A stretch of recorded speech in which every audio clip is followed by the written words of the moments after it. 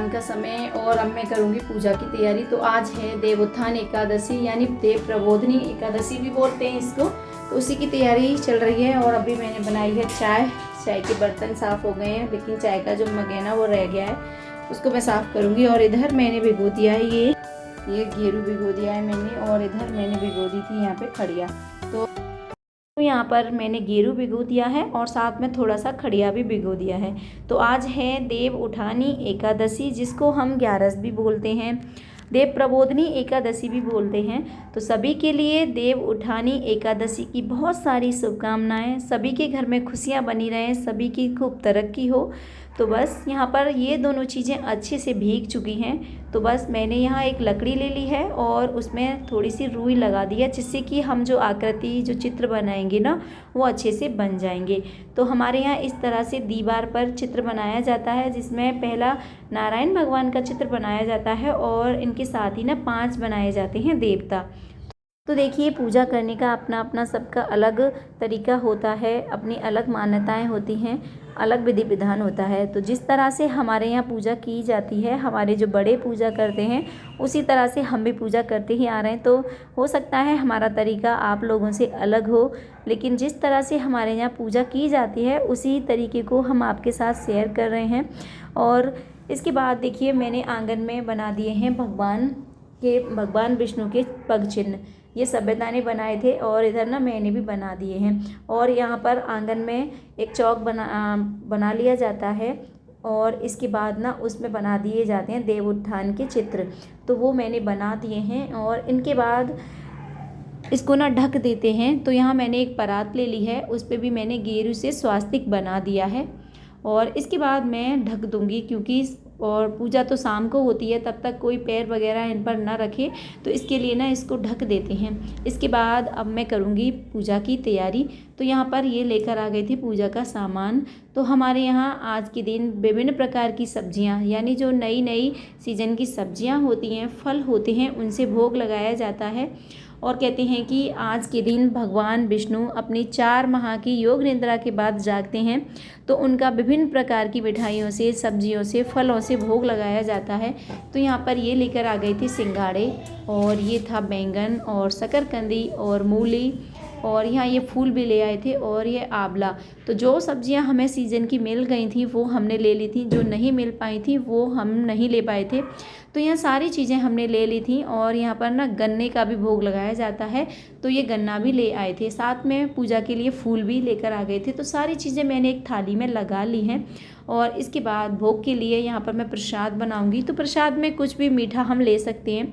तो यहाँ पर मैं बनाऊँगी मीठे पुए, क्योंकि खीर नहीं बनाऊंगी मैं, आज एकादशी है। तो मैं सोच रही थी खाली मैं पुए ही बना ले रही हूँ और इसके साथ ही ना मैं भोग लगाऊंगी। तो यहाँ मैंने गेहूं का आटा ले लिया है और साथ में इसमें डाल दी है चीनी, अच्छे से घोल लिया है। तो हमारा जो मिश्रण है ना बन के तैयार हो गया है। तो यहाँ पर मैं भोग के लिए बना ले रही हूँ मीठे वाले पुए।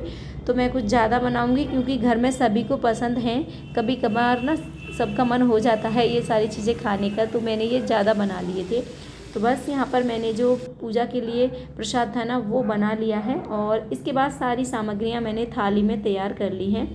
और हमारे यहाँ ये पूजा का सामान है, पैकेट में आता भी है, जिसमें कि बहुत सारी सब्जियों के टुकड़े करके वह डालते हैं, पैक करके रख देते हैं। तो मैंने बना हुआ सामान नहीं मंगाया था, मैंने ये सामान मंगाया था, क्योंकि देखिए भगवान का प्रसाद है, उसे इस तरह से डाला भी नहीं जाता है, क्योंकि अगर उसमें सारी चीज़ें मिक्स होती हैं तो उसे हम बना भी नहीं सकते हैं। और अगर कभी कभी हम गाय को डाल देते हैं तो ये होता है गाय खाती नहीं है, तो फिर वो बेकार ही जाता है। तो इसीलिए मैंने जो बना हुआ सामान आता है ना उसमें बहुत छोटे छोटे टुकड़े होते हैं जो हमारे काम में नहीं आते हैं, और सारी चीज़ें मिक्स भी होती हैं।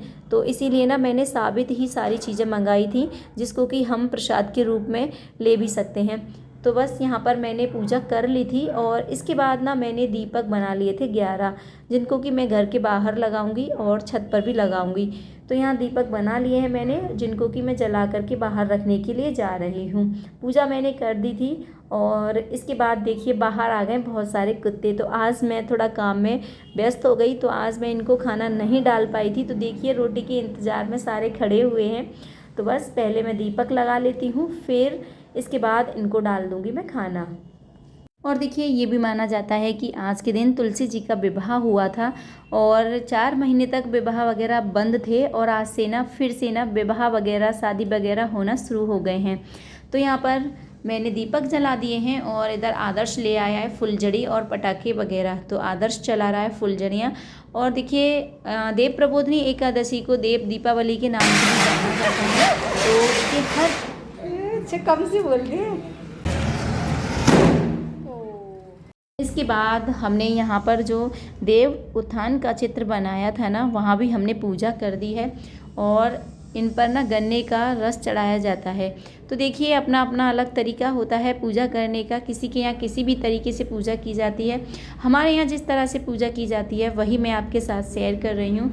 तो यहाँ पर मम्मी जी भी आ गई हैं, मैंने मम्मी जी को भी बुला लिया था। तो मैंने कहा था मम्मी जी से कि तुम पूजा कर दो। मम्मी जी बोली मेरे से बैठा नहीं जा रहा है, दिक्कत हो रही है कमर में, तू ही कर दे। तो फिर मैं यहाँ पूजा करने लग गई हूँ और जो भी हमारी जो सामग्री थी पूजा की वो मैंने अर्पित कर दी है भगवान जी को।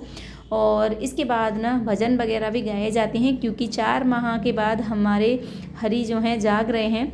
तो भजन कीर्तन किया जाता है, पूजा वगैरह की जाती है और इसके बाद ना यहाँ पर गाना भी गाया जाता है देवताओं को उठाने के लिए।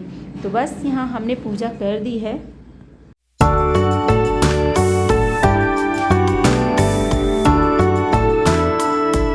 पूजा वगैरह हो चुकी थी और इसके बाद मैं फिर से आ गई हूँ किचन में। तो अब मैं बनाऊँगी खाना। तो यहाँ पर मैंने सभी के लिए पूड़ियाँ ही बना दी थी।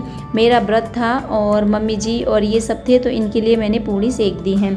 तो बस खाना हमारा बनके तैयार हो चुका है और इसके बाद मैंने फिर किचन को साफ़ वगैरह कर दिया था और अब मैं बनाऊंगी अपने लिए व्रत की पकौड़ियाँ। तो यहाँ मैंने बना ली हैं कूटू की पकौड़ियाँ और आज के ब्लॉग को भी करेंगे यहीं पर समाप्त। और उम्मीद करेंगे आज का ब्लॉग आपको अच्छा लगा होगा और अच्छा लगे तो प्लीज़ वीडियो को लाइक ज़रूर कीजिएगा, सब्सक्राइब भी ज़रूर कीजिएगा और कमेंट भी ज़रूर कीजिएगा। तो बस फिर मिलेंगे ऐसे ही वीडियो में, तब तक के लिए बाय बाय, सी यू।